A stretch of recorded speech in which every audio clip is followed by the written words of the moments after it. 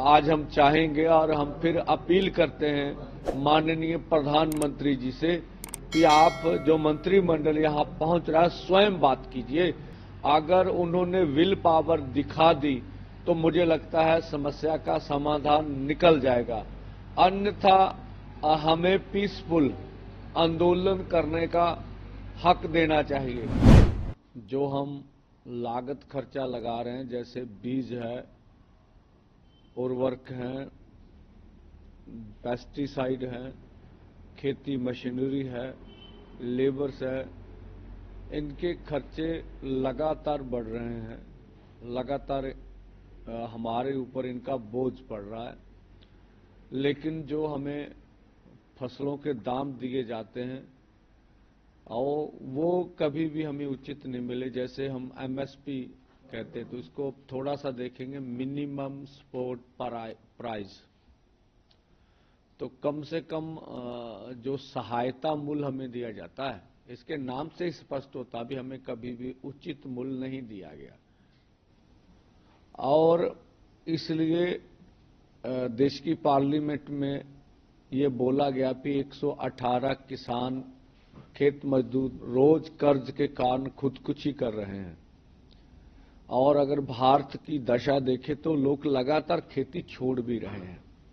पंजाब में या हरियाणा में वो बड़ी और हालात हैं। यहाँ के युवा खेती का धंधा जब बहुत कर्ज वाला हो गया तो ज्यादातर विदेशों के ऊपर जा रहे हैं, रोजगार की भी कमी में। तो जो किसान और खेत मजदूर की हालत है वो बहुत दयनीय है। तो उनके पास और कोई भी चारा नहीं होता है। और अगर आप पंजाब के कर्ज की बोले तो बोलते पर किसान हमारे ऊपर 3 लाख का कर्ज है, और लगभग कहते हैं पर देश के हर किसान के ऊपर 75-74 हजार का कर्ज है। उसके बाद जो केरला या अन्य राज्यों के ऊपर भी कर्ज अधिक है।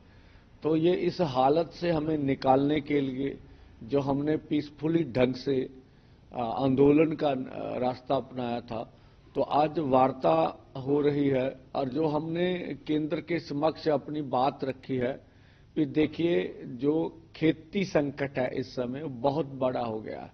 पूरा जो WTO की नीतियां हैं या जो कारपोरेट घराने जिस तरह से खेती में आ रहे हैं, तो वो उसको अगर ना रोका गया और हमें एमएसपी खरीद की गारंटी का कानून ना बना के दिया गया तो पूरी तरह हम खेती से बाहर हो जाएंगे। और ये हमने यूरोप और अमेरिका, कनाडा में पहले देखा है। इसके बावजूद वहां की खेती जो हो चल नहीं। अब यूरोप का आंकड़ा देखे तो पर सेकंड एक किसान खेती छोड़ रहा है। तो हमारी हालत और भी है। और आज देखेंगे कि मंत्री महोदय किस मूड से आते हैं। हम तो अपनी ओर से पॉजिटिव मूड से जाएंगे और ये आशा करेंगे कि आज कोई ना कोई केंद्र का निर्णय हमें मिले और कुछ ना कुछ आगे गतिरोध बढ़े।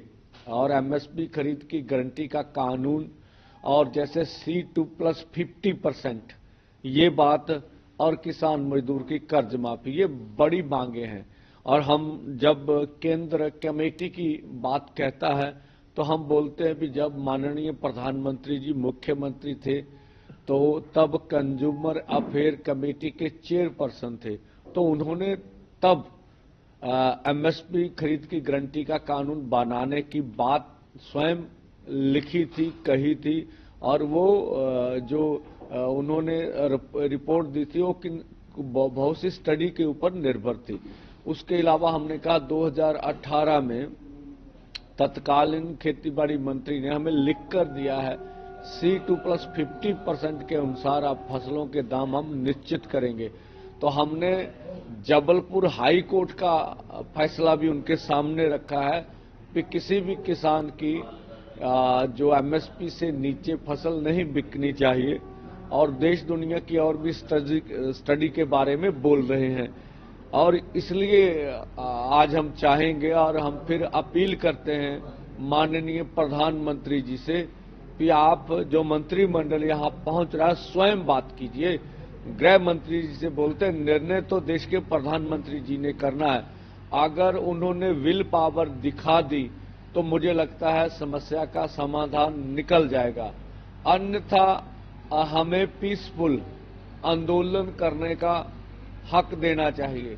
तो आज की वार्ता में हम आशा करेंगे कि कोई ना कोई बात बड़ी जो निकल के हमारे सामने आए।